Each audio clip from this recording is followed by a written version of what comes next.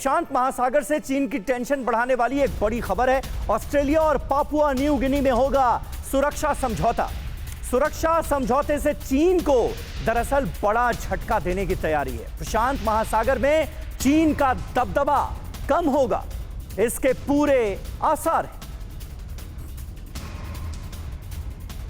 तो नया है ये सुरक्षा समझौता। समंदर में ड्रैगन की टेंशन है, जानकारी लीजिए। ऑस्ट्रेलिया पापुआ न्यू गिनी में जल्द सुरक्षा समझौता होने वाला है। दोनों देशों के विदेश मंत्रियों की बैठक के बाद समझौते पर सहमति बन जाएगी। समझौते से प्रशांत महासागर में चीन की बढ़ती ताकत पर रोक लगेगी।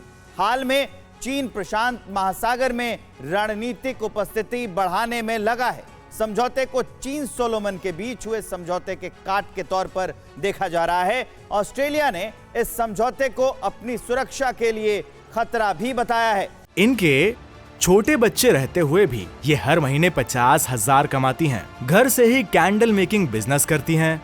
आपको भी सीखना है और करना है, फिर क्यों देरी? फ्रीडम ऐप को अभी डाउनलोड करें। ऑस्ट्रेलियाई विदेश मंत्री ने Fiji, Samoa, tonga, New Zealand, Solomon देशों की यात्राएं भी की थी। आने वाले दिनों में कई और देशों के साथ ऑस्ट्रेलिया का समझौता हो सकता है। प्रोफेसर सतीश, आप कैसे देखते हैं इस समझौते को? अब बिल्कुल देखिए, चीन के अगर ज्योग्राफिकल लोकेशन को आप देखेंगे तो आप उसमें नज़र आएगा कि उसका जो मैरीटाइम जो स्पेस है वो बहुत ही संकुचित है। जितना बड़ा देश है, जिस तरीके से इकोनॉमी उसकी बढ़ रही है, उसका मुख्य केंद्र जो है वो साउथ चाइना सी है।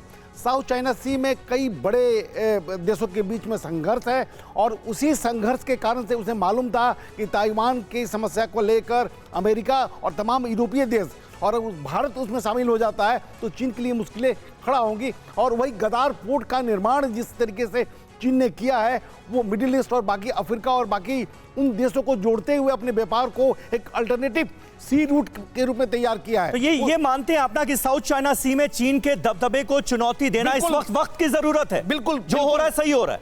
बिल्कुल सही हो रहा है, क्योंकि देखिए यहाँ पर दो महत्वपूर्ण बातें। भारत जो बातें कहता है, अमेरिका 25 साल बाद कहता है। भारत ने कहा कि चीन सबसे बड़ा दुश्मन देश है, विश्व के लिए संकट है। ये 1998 में हमने ये बात हमारे डिफेंस मिनिस्टर ने कही थी। आज अमेरिका कह रहा है। बिल्कुल, एक्सपर्ट ये बातें कह चुके थे। पाकिस्तान के संदर्भ में हमने कहा था कि ईपी सेंटर है टेररिज्म का। 9/11 के अटैक के बाद अमेरिका ये कहना शुरू किया।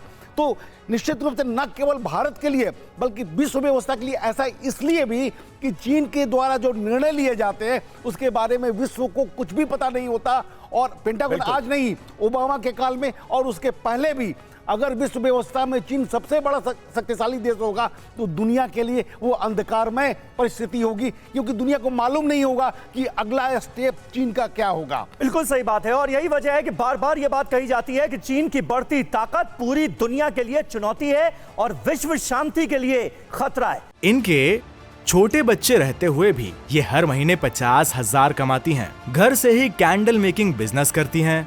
आपको भी सीखना है और करना है, फिर क्यों देरी? फ्रीडम ऐप को अभी डाउनलोड करें।